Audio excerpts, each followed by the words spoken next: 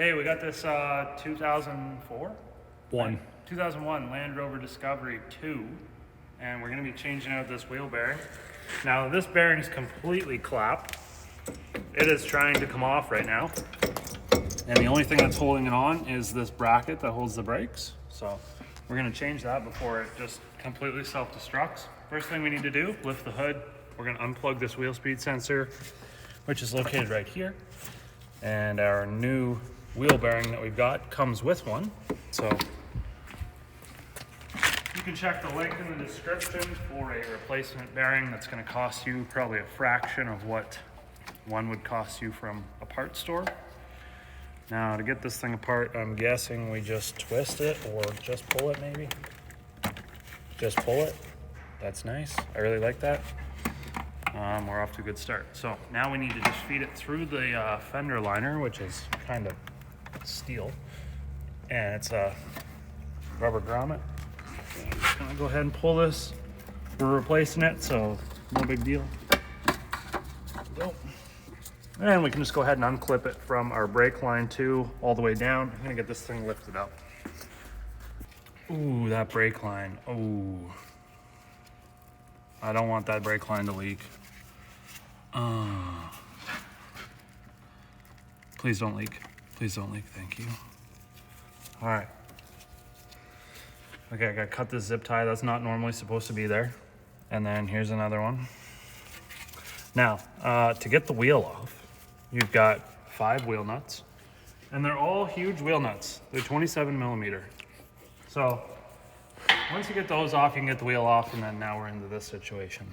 Now, next thing I'm going to do, once I get this harness sort of out of the way and flopping, we're gonna leave it until we get this other stuff off, but we gotta take the brakes off. So I'm gonna get you some sizes, and I'm also going to grab a hanger so we can hang this thing up out of the way. We don't wanna just let it hang. We'll actually hang it up. Okay, so now we're gonna take the brakes off. 14 millimeter for the caliper itself, and then we've got triple square sockets. They're gonna be a 19 millimeter for this bracket. Or 12 point. Yeah, 12 point, what did I say? Triple square. Triple, yeah. Same thing. Right. But yes, or 12 point.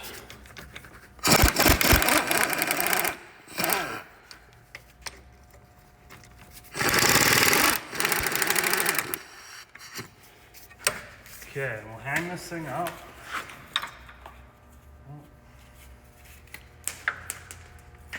Hopefully, maybe we can go up there like that. No, that's not a very good idea. We're gonna have to go in here. This bracket.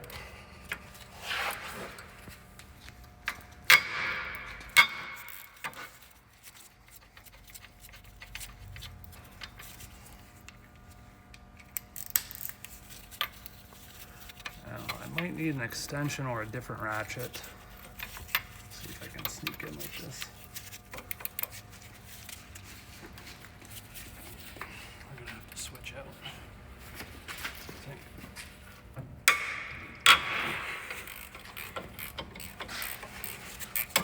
Maybe not, maybe we can do it.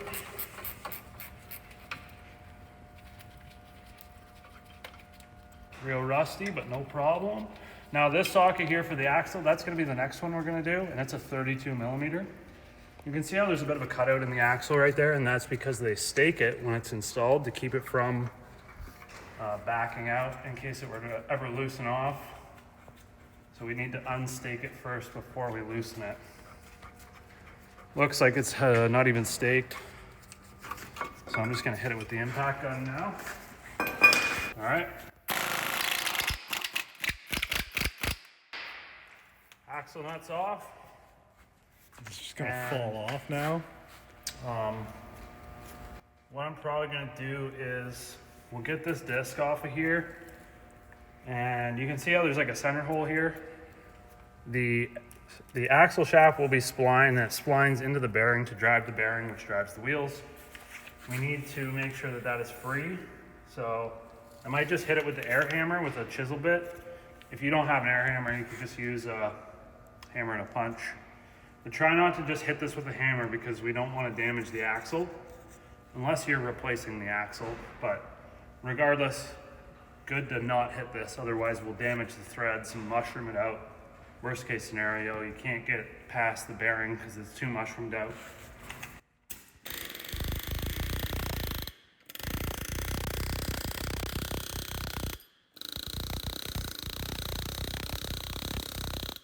So I just use this impact driver to hammer onto this screw. This is just a set screw that holds the disc in place.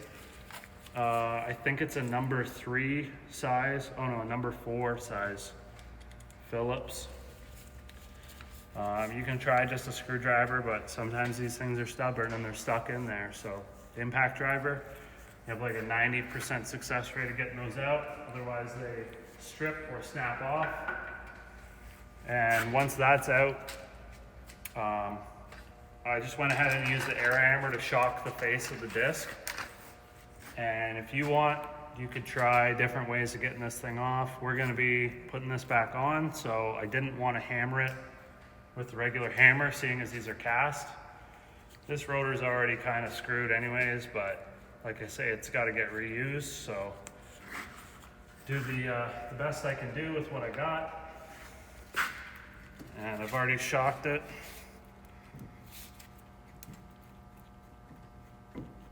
And So a bunch of grease and rust on there, but if I just pull it like this, it's gonna take the whole axle out with it, so.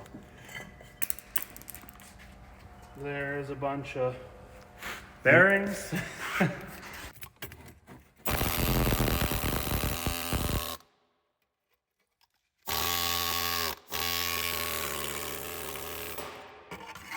All right, I'm just descaling some of the rust off of these bolts. I think they're 14mm bolts, but they're so rusty I couldn't get the socket on. So let's knock this off and then we'll check. So the next step now, we need to remove the 4 bolts that actually hold the bearing assembly to the knuckle. They are 15mm bolts. 12 point? Just 6 point. 6 point.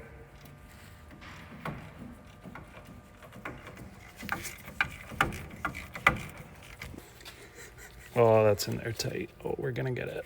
All right, so the first bolt I took off was this lower corner one, and it doesn't come all the way out because it runs into the axle tube. So I think I'm just gonna loosen them all off and then leave them there as far back as they'll go, because we don't have to completely remove them to get the bearing assembly out. But I think if you did strip them or whatever, you have to replace them for whatever reason, then you're gonna have to take your tie rod end, ball joints, undo the ball joints. We gotta get the whole knuckle off to get the bolts in. They must put the bolts, like assemble this whole thing and then put it on, I'm guessing.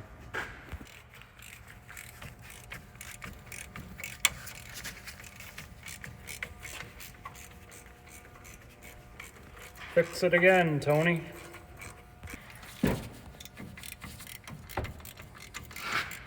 The top one on the other side came out. I was able to pull it out, and I bet you I can on this one too. We'll see about this one though. I'm guessing the knuckle and the axle tube are like mirror image, so I'm gonna assume that we can't get the bottom one completely out either. All right, there's another one out. Let's go for the last one now. Now there's a bump stop that's in my way, so I might have to get a bit of an extension in there and kind of come in from the back. So let's grab a 4-inch extension. Okay, so I can't get a regular socket in there, but I do have this flex socket from Olsa Tools. It's impact rated, but we're gonna use hand tools to do it, but it's the right tool for the job. So in we go. Get it in there as far as we can. Crack it loose. Yeah.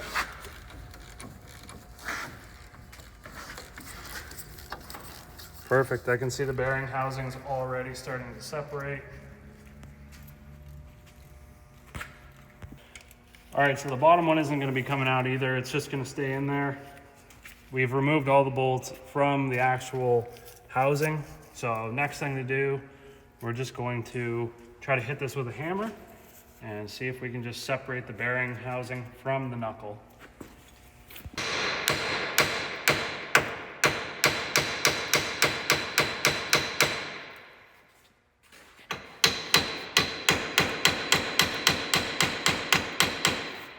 All right, you can see we're starting to separate. Now I'm just gonna get a little pry bar so that I can sneak in behind that to wedge it out.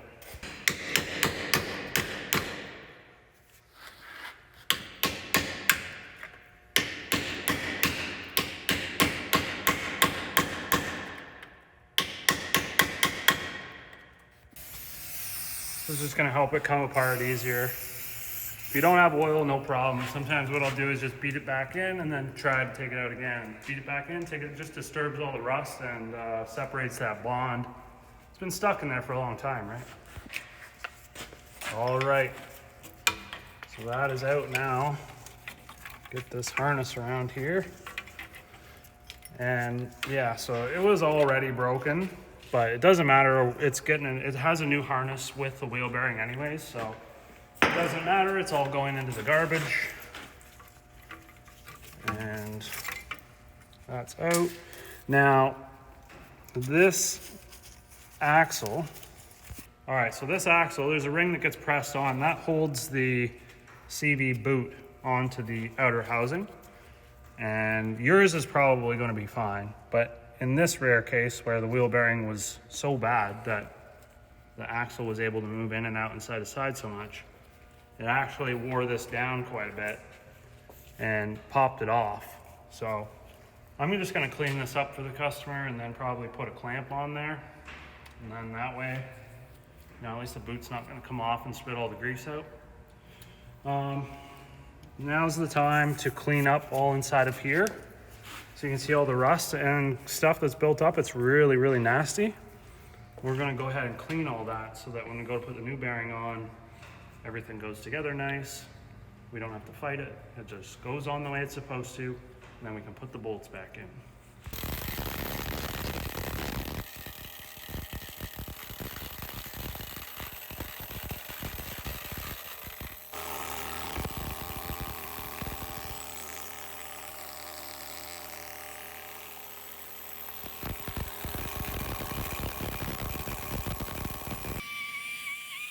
All right, we've descaled all the rust off. Now I'm just using this roll-lock disc to clean the surface up really nice. And we'll pretty much be able to blow it out with an air gun, get that wheel bearing in there. It's completely up to you. I'm just gonna put a little bit of grease on these axle shaft splines. I can see they're starting to get a little rusty, but nothing severe. And it's also just gonna aid in the installation as well as protect from rust intrusion. All right guys, so we got the wheel bearing. You can see there's a certain pattern to it. The bolt holes are wide on the bottom versus narrower at the top with the sensor at the top. Now the sensor needs to pass through the knuckle. It just goes right in through here and then up to this mount. Luckily the mount's not rotted off, because if it was, then our sensor wire may get chewed up by the axle. So we're just gonna feed this thing through here carefully. And then we need to install this here while keeping tension on this cable. We don't want it to get pinched. And then once we are seated into the knuckle, we can just go ahead and start our bottom bolts because they're already in there. And we'll start all of them by hand, and then we can go ahead and run them down, and I'll give you a torque spec to torque those two. Bolts are rusty. It sucks that I can't take them out to clean them. So the ends of the bolts that stick out, obviously, they're gonna be subject to rust, right? So the center of the bolts where it's like sort of sealed in there, no rust. End of the bolts, rust. So I do recommend to clean those up. I'm actually gonna run these ones on the wire wheel and the bench grinder. Just helps putting them in, then they just go right in, right? I mean, best is to replace them. Yeah, I don't know what the service manual says. I should check. A lot of times hardware is like a one-time use only, depending on the torque spec. If it's like torque at a 30 foot-pounds plus 90-degree rotation, then it's considered torque to yield.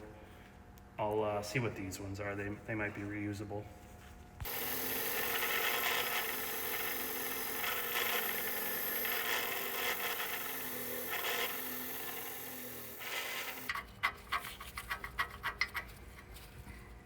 All right, so we've got all of our bolts started here.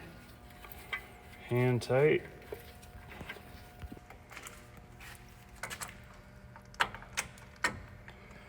All right, we are going to torque these bearing bolts down now that secure the bearing to the knuckle to 74 foot-pounds.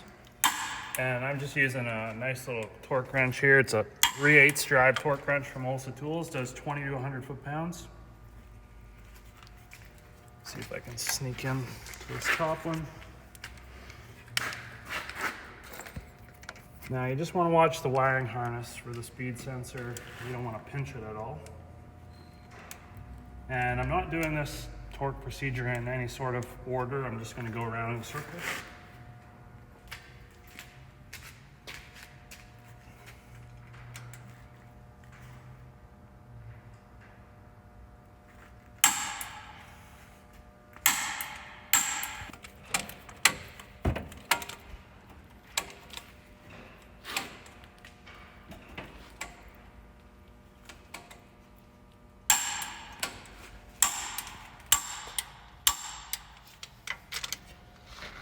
All right, now this bottom one, that bump stop gets in my way, so I'll switch back over to this with the flex. Does the trick.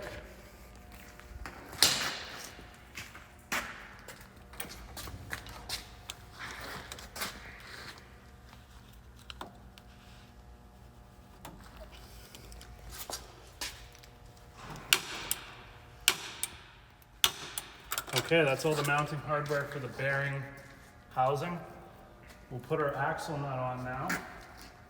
And we'll torque it last once we get all the brakes and all that stuff on, but it does get torqued to 360 foot-pounds, so pretty tight. Okay, now, before I buzz this down, I have to put this clamp on. Hopefully yours isn't all rusty and fell off like this one did, but I am gonna throw a clamp on here for the customer because I'm a nice guy.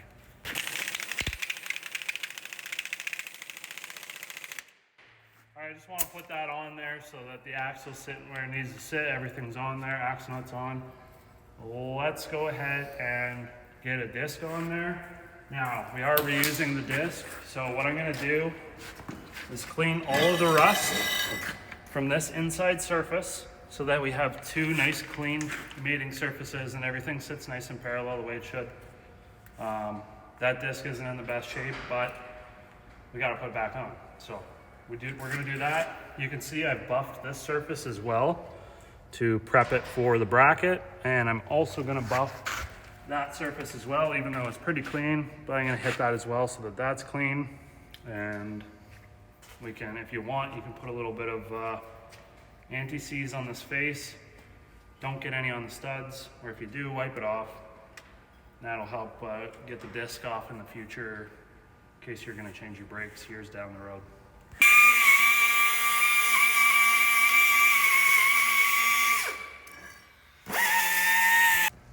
All right, so we're just putting a little bit of this copper anti-seize around here. And this is completely optional. You don't have to do this, but I'm just gonna do it in case I ever have to take this off again. It's just gonna help me, so. And same with the customer, in case the customer's ever gonna take it off too. Then it doesn't get rusted on there. So we got the inside surface nice and clean. And same with the outside surface. And I'm gonna clean the back of the wheel as well. Very important for mounting purposes. So I'll throw this on. Nice, that fits perfect. Take our set screw. Probably should clean it a little bit, but whatever. Anti-seize. And we don't have to tighten this thing down super tight. Even if it loosens off, the wheel is gonna be in the way, so it can't fall out. The only reason that that's there is to just hold the disc in place. A lot of people say it's there just for assembly purposes when they build these things, but also helps too because it keeps the disc in place so that you can put the bracket on. You're not fighting the rotor because it's always trying to fall down.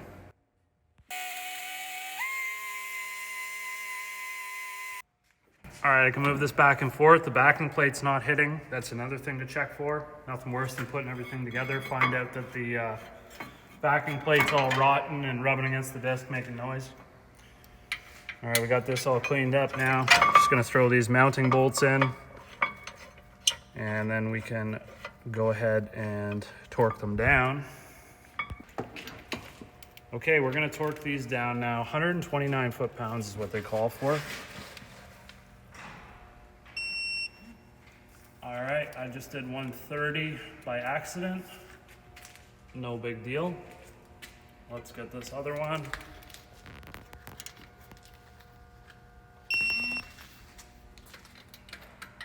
132. Now let's get the brake pads in here. Now's the time, if this is your vehicle, clean these suckers up. You could scuff these with a little bit of 40 or 60 grit sandpaper, clean the edges, maybe put a little bit of lube on there. It's really gonna help in case they're getting stuck. You know, I wanna make sure all the rust is off. These ones are actually pretty free, probably because they've just been getting worked to death because the bearing was so bad out of it. And then we can throw this caliper on. Now, just make sure that your wiring harness for your sensor is laid over so that it's, you know, it's in the right place when we go to hang this thing. And once we get this on here, we're gonna just put the bolts that hold the caliper on, torque those down to 22 foot-pounds, that's the spec.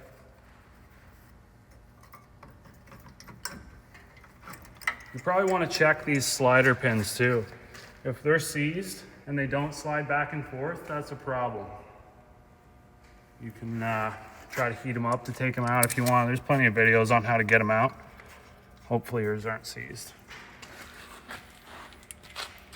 But you'll notice too, another thing, you see how there's a flat spot on them? There's also a flat spot on the caliper body, so they need to sit in a certain spot to seat up against these ears properly.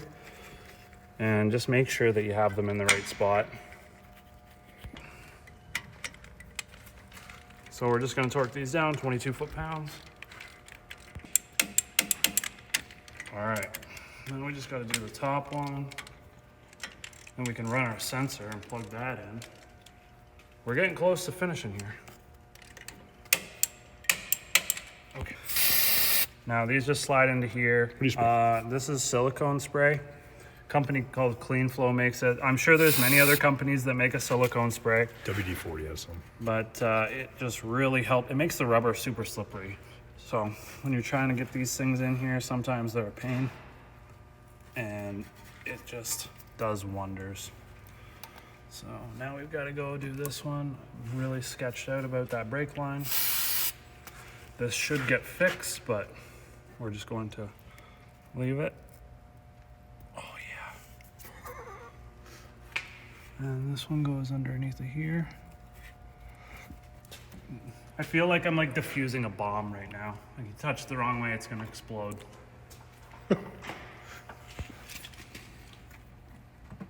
Oh God, we have a twist.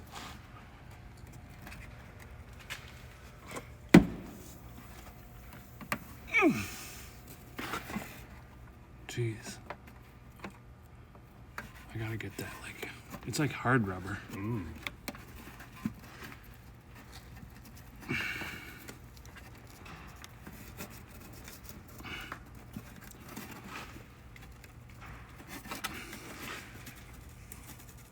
Yeah, I might have to get like a screwdriver and like weasel that in. I'm trying to weasel this sensor in here right now, and it's putting up quite the fight.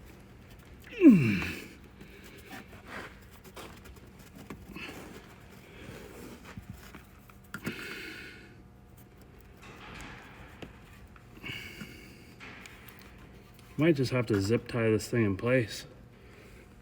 I don't know if I'm gonna be able to.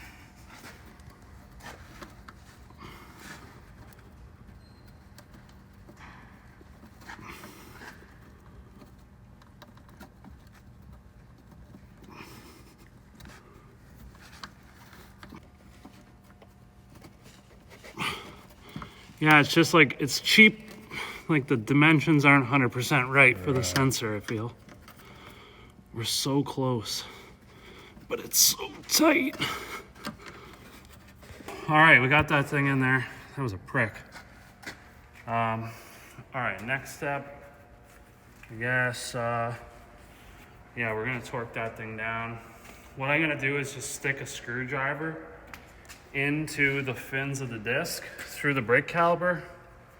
Actually, I might do it through the, just before this bracket. And then the screwdriver is gonna jam in there and keep it from spinning. Another way you could do it too is just to stick a pry bar in between these studs and try to hold it while you're torquing. But it's so friggin' tight that for one, you might not be able to hold it unless you like put it against the ground. or it might damage the threads on the studs. Another way you could do it is just have somebody inside the car, probably start it and just have them, like, you know, push down the brake pedal pretty tough, keep the disc from spinning. It's probably the best way to do it.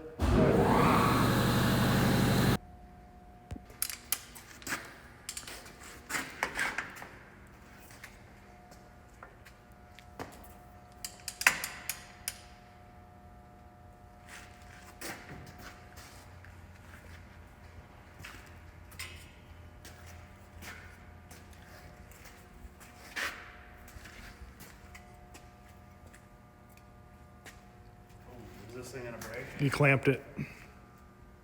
What? You bent it to hell. I might have to get you to just hold the brake pedal maybe.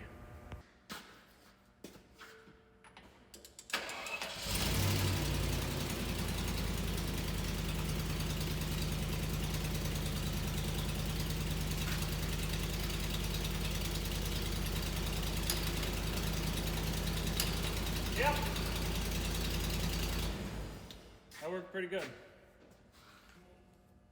Anytime that we do wheels, I always make sure that these mating surfaces on the back are clean, because you get corrosion in there or rust and you put the wheel on, what happens is you drive down the road and that stuff shifts, and as the rim settles, it can loosen the wheel nuts, and that's how you have a wheel fall off. So very, very important to clean the mating surfaces of the disc and the back of the rim. I like to use these roll-lock cookies. You could use sandpaper at home if you had to, just something. You don't want something that's super aggressive, but just enough to take that off and give you a nice clean surface.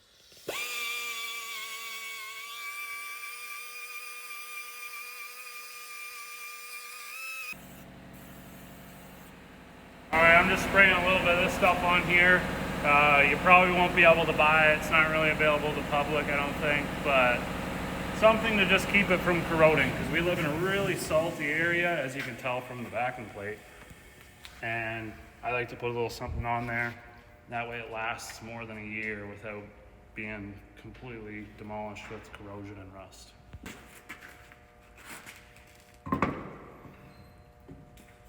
Oh, you know what we need to do? We need to stake that axle nut. I almost forgot.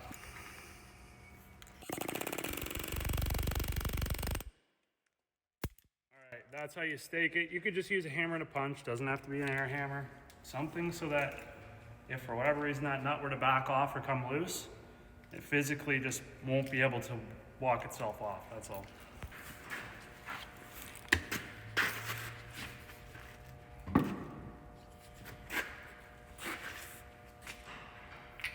These nuts are hilarious.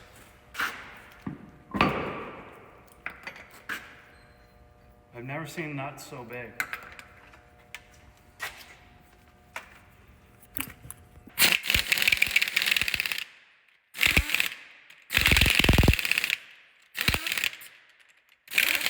All right, we're just putting those on with the gun just to get them on there, and then we're going to hand torque them to I'll check the spec, I don't know, but in a 5-star 110. 110 foot-pounds.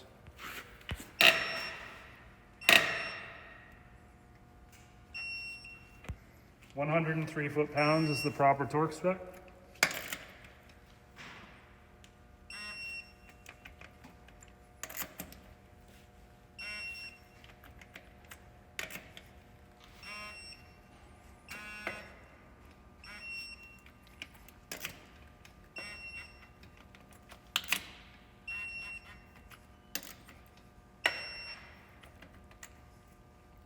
All right, we gotta weasel this thing around here.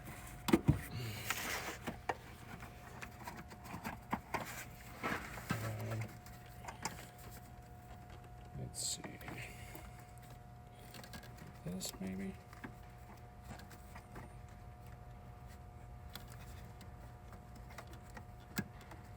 There we go, just spin it around until it plugs in. And something like that. We're nice and secure now. That's pretty much it. If you guys have any questions, throw them in the comments below. I hope this video helped. Subscribe if you want to see more stuff get fixed and you want to fix more stuff. And we'll see you in the next one.